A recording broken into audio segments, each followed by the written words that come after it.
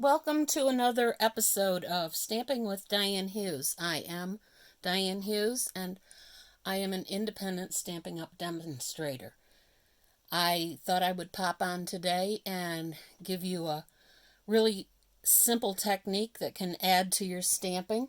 If you don't have designer series paper, this will show you how you can make your own designer series paper. So all of these were done by me. They were using our Fluid 100 watercolor paper with the new in colors and just stamping different images from the Lovely You stamp set. So this one is Magenta Madness. This is Cinnamon Cider, Bumblebee, Moonlight Mist, I believe. Of course, I put that one away. Misty Moonlight and Just Jade. So those are the new in colors. And here's how I'm going to do it. First, I'm going to take the Fluid 100 paper, and it has two sides. You should feel it. This one is the smoother side, so it will take the stamping just a little bit better. And the first thing I'm going to do, because we're doing a watercolor technique, is I'm going to take our brand new water pen and I'm going to squeeze out a little water, and then I'm going to spread it around. And I find this wide brush is the nicest for that. The next thing I'm going to do is squeeze the ink pad so that I get some ink on the lid. And I'm going to take that ink and I'm going to spread it across and just do a nice wash. The more water you have on your paper, the better it will flow. And if you want it to get lighter, you just don't add more color and let it fade out.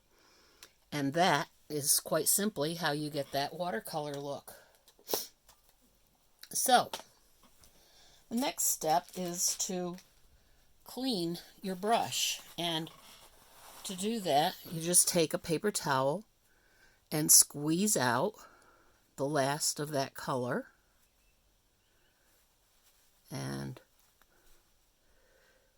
squeeze more water, and there you go. It's pretty clean. Be careful when you put the lid on because this is a little wide, so I always help those bristles. And the other thing, this screw's different than the old one, so you might want to be careful that you don't unscrew it and get water all over. This one's too wet to stamp, so I'm going to set that one aside, and I have another one all done and ready to go. So I'm going to stamp a different color. One of the things I find when people are stamping is they tend to stamp in the same direction, like this. All of their branches in the same direction. One thing I always tell my people is turn your stamp. In fact, you don't even have to re-ink it if you want. You can use that lighter shade, turn it, and get a lighter version of it. That's called stamping off, in case you see that used in somebody's tutorial. You don't have to stamp right on the paper. You can stamp off the paper. You can stamp just a corner. But here's one thing that you might want to be careful. If you've stamped off the corner, you might get some of these little edges.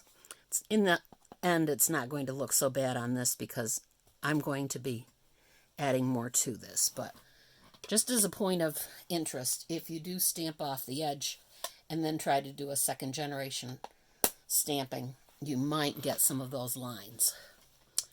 Okay, so now the other thing I did to some of these papers that I made was I added some texture. And the way I did that was I simply took Saran wrap, same ink pad, and just dabbed it on the background.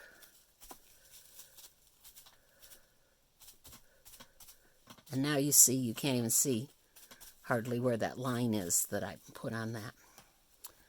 So that's one way to do it. On the Misty Moonlight, if you look closely, there's some like circular action going on. That was because I actually used a paper towel to dab that on just to see what the difference would be. You don't have these crinkle lines that you get with the Saran wrap. But either way, you get a nice texture look going there.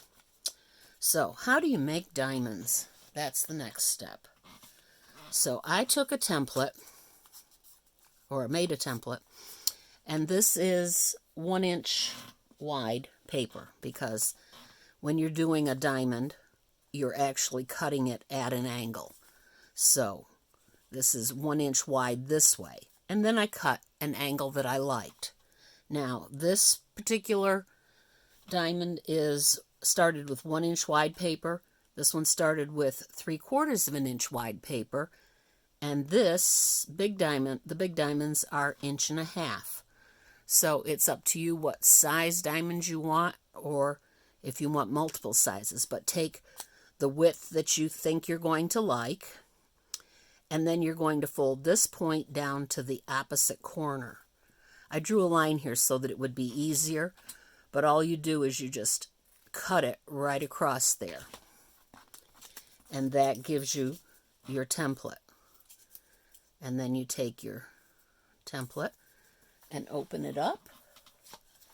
You set it on a piece of paper and you cut both sides of the diamond, and that is how you get your diamond shape. That simple. Okay? Now, the next step I did is I just actually rubbed it across the edge of the pad to give it that darker edge, and set it aside because it is a little bit wet. It picked up a lot of ink, and you don't need that all over your fingers. So, again, the stamp set I used was Lovely You. I used all of my brand new colors that just arrived, and the new in color ribbon, just to give it a little pizzazz. This is all vanilla, mounted on vanilla, and layered with one layer of the Just Jade. I hope you liked it. I'd love to know what your favorite new in color is, and thanks for stopping by.